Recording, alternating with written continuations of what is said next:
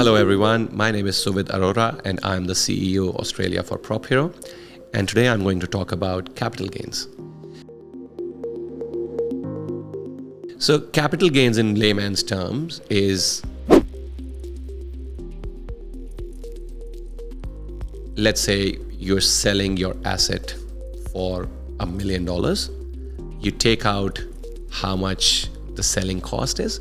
So that would mean your agent fees and other miscellaneous costs. Let's say, for argument's sake, that's $50,000. So technically your selling price is basically $950,000.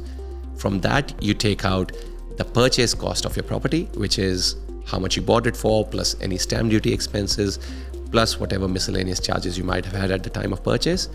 And the difference of these two amounts is what is typically your capital gains amount. Now, it's always good to talk to a depreciation expert or an accountant to do a proper calculation of your capital gains liability, because other things like the amount of depreciation you've claimed and one-off costs, etc., might play an important role in determining what your accurate capital gains amount is, thereby saving you headache when it comes to tax time.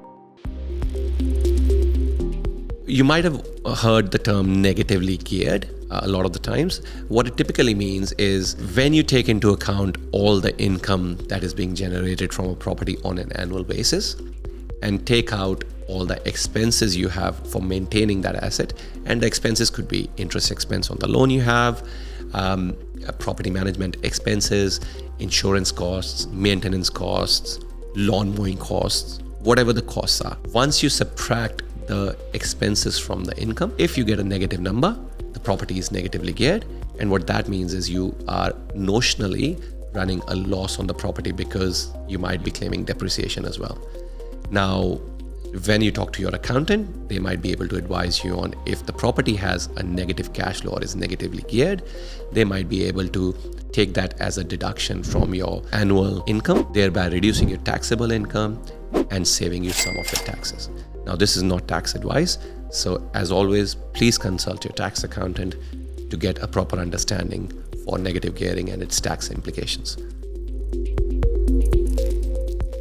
On the other side, positive gearing is when a property basically has more income than expenses, and a lot of the times we see that is true for properties that have really high yields. A lot of people, sometimes don't want to go for such properties for taxation reasons because, again, if a property is positively geared, then that means it's going to add to your taxable income, thereby you end up paying more in taxes than you already are.